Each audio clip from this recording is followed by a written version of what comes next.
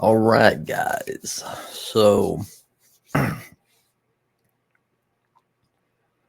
found a video that supposedly debunks the fine-tuning argument of theists in 12 minutes. Slightly over that, but I'll let it slide. So, I've watched just a little bit of it, and it does seem pretty interesting, and it does seem to make some salient points. But I think, if I'm not mistaken, that the fine-tuning argument is basically the same as what I call the watchmaker fallacy. So I don't know. I'll have to dig further into it, but let's see what's going on here. Let's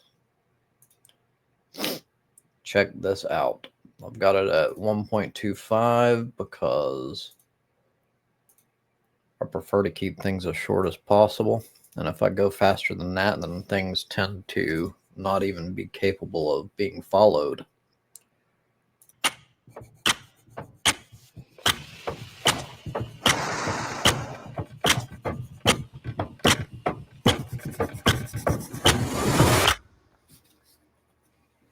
The fine-tuning problem is a concept that arises in the context of the universe's physical constants and conditions. It refers to the observation that the fundamental parameters of the universe, such as the strength of gravity, the mass of elementary particles, and the electromagnetic force, appears to be precisely set in a way that allows planets, such as ours, to form and life like ours to exist.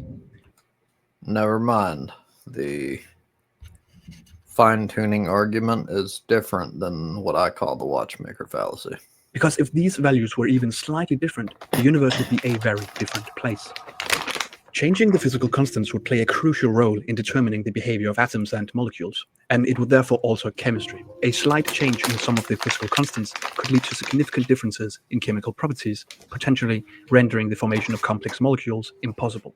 It would also alter nuclear reactions that power stars, which would lead to stars with different lifetimes, disturb the nucleosynthesis processes, and the universe would therefore contain different abundances of elements. Any changes would lead to a completely unstable universe with vastly different cosmological scenarios, including a universe that collapses or expands too rapidly.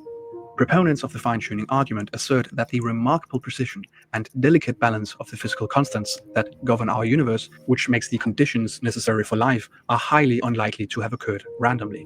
They argue that the fine-tuning points towards the existence of a purposeful and intelligent designer who orchestrated the conditions for our universe and therefore also life. It suggests that the fine-tuning of the universe is evidence of an intelligent designer or creator, commonly referred to as God.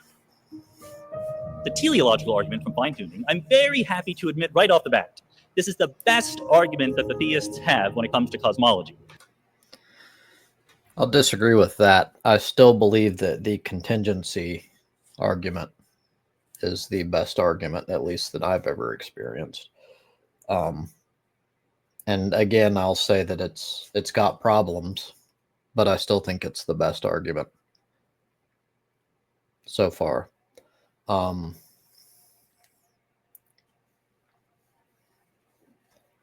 I believe, at least from my obviously, what should I call it? Amateur position, is that the fine-tuning argument is an issue of pattern seeking in humans. And we always do this. It's kind of like how we're wired.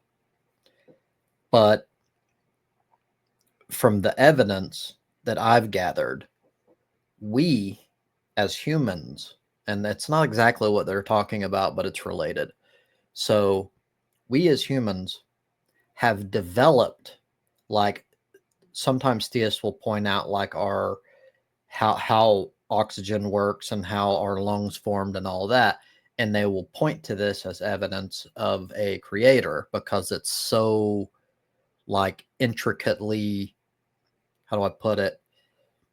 It appears designed because of the contingencies on other things like oxygen and the gravity and all that. So what I would say is that this is absolutely backward.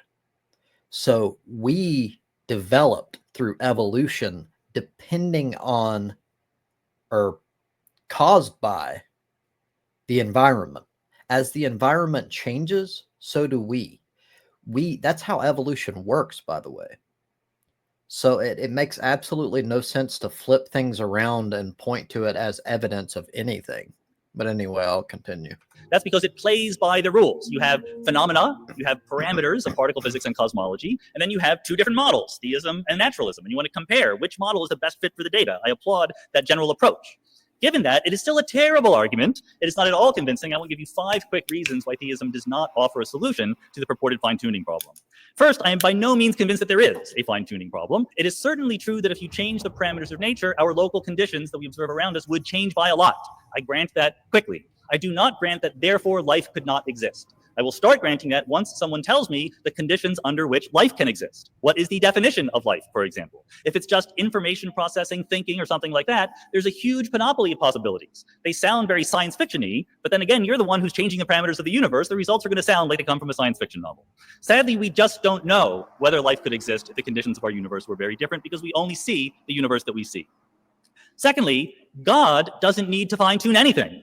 We talk about the parameters of physics and cosmology, the mass of the electron, the strength of gravity, and we say if they weren't the numbers that they were, then life itself could not exist. That really underestimates God by a lot, which is surprising from theists, I think. In theism, life is not purely physical. It's not purely a collection of atoms doing things like it is in naturalism. I would think that no matter what the atoms were doing, God could still create life. God doesn't care what the mass of the electron is. He can do what he wants. The only framework in which you can honestly say that the physical parameters of the universe must take on certain values in order for life to exist is naturalism.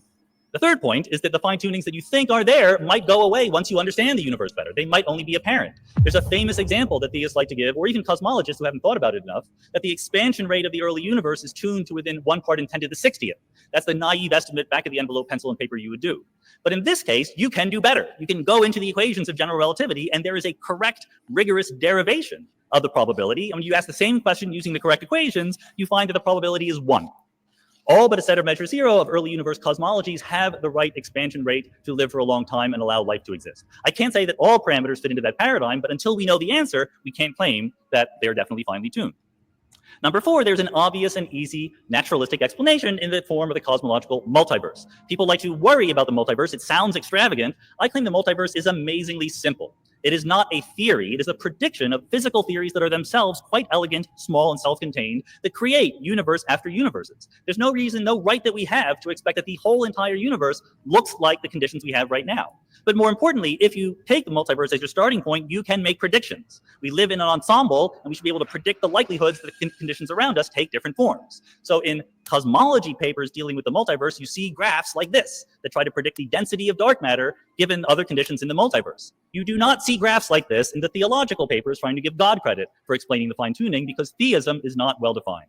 Fifth, and most importantly, theism fails as an explanation. Even if you think the universe is finely tuned and you don't think that naturalism can solve it, theism certainly does not solve it. If you thought it did, if you played the game honestly, what you would say is, here is the universe that I expect to exist under theism. I will compare it to the data and see if it fits. What kind of universe would we expect? And I claim that over and over again, the universe we expect matches the predictions of naturalism, not theism. So the amount of tuning, if you thought that the physical parameters of our universe were tuned in order to allow life to exist, you would expect enough tuning, but not too much.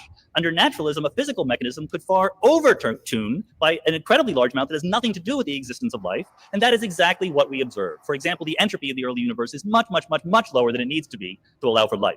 You would expect under theism that the particles and parameters of particle physics would be enough to allow life to exist and have some structure that was designed for some reason. Whereas under naturalism, you'd expect them to be kind of random and a mess. Guess what? They are kind of random and a mess.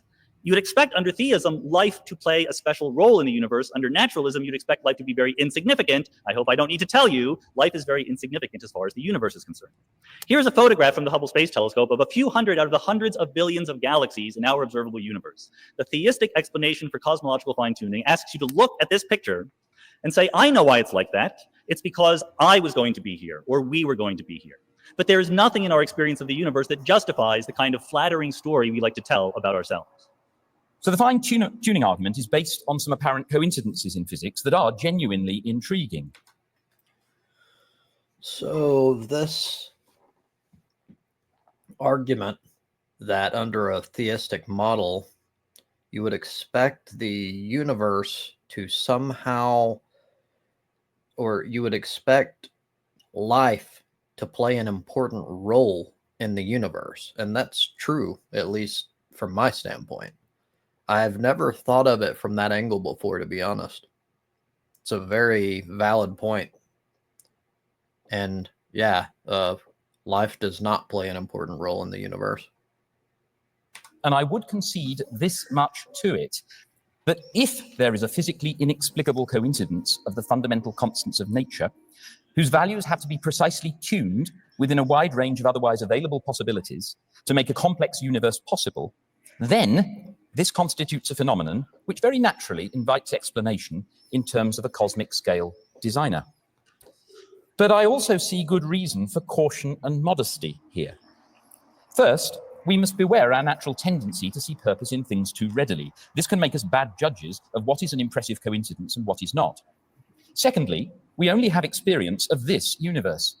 So even making sense of cosmic probabilistic claims is problematic. Our experiments and observations have a sample size of 1, and we really have no idea of the range of possible alternative scenarios. Thirdly, we can't rule out that some deeper explanation will be found for any apparent coincidences. For example, Guth's theory of cosmic inflation can explain some of them. There might be multiple universes, such as a world ensemble, an evolving sequence, or a complex of bubble universes, each with its own Big Bang and different conditions.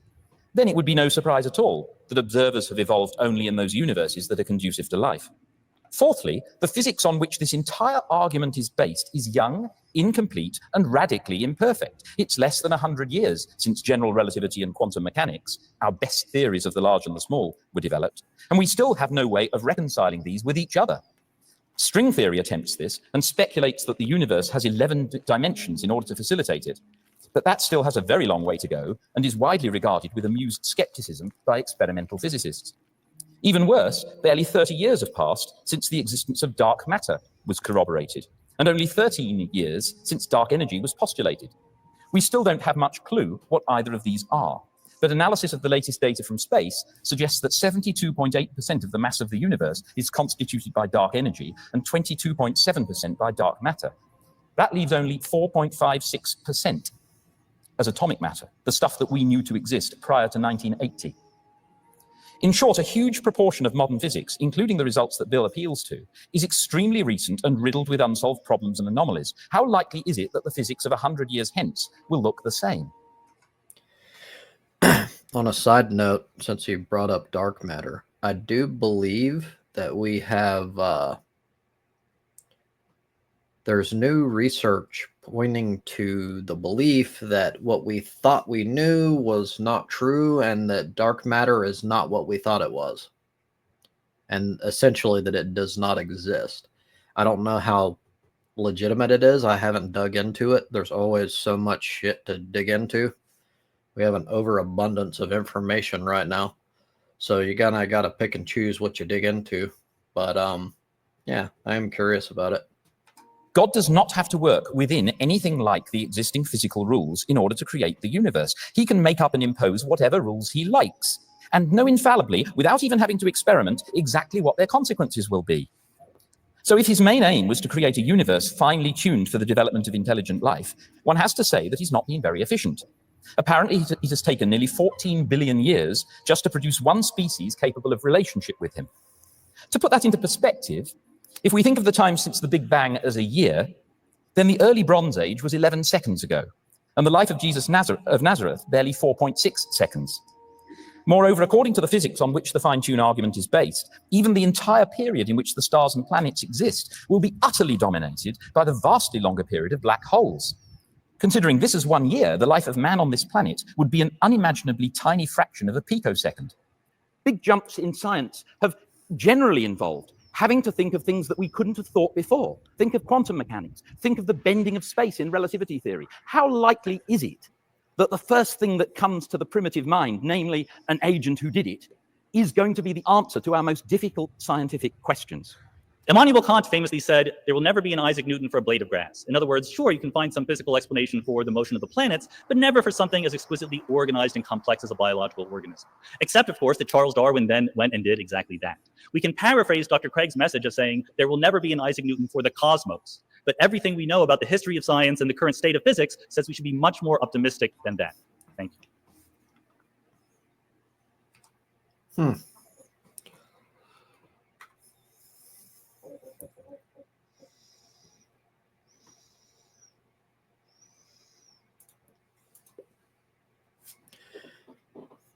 I can't find any major issues other than on the last. It was either the last or the second to last. It said something that God does not exist, and I'll always maintain. You can point to the likelihood and say that it's highly unlikely that God exists. Fine, but you cannot make the claim that God does not exist without any sort of evidence of the claim. And if God does not exist, you won't have any evidence to prove such, which means that entire statement just kind of, it's fallacious. It's arrogant, even. But I do think that these are very good arguments, and I agree with them. And a little bit of it actually made me think of things that I hadn't thought of before. So, yeah, anyone who disagrees, feel free to chime in, or even if you agree. Thank you for your time.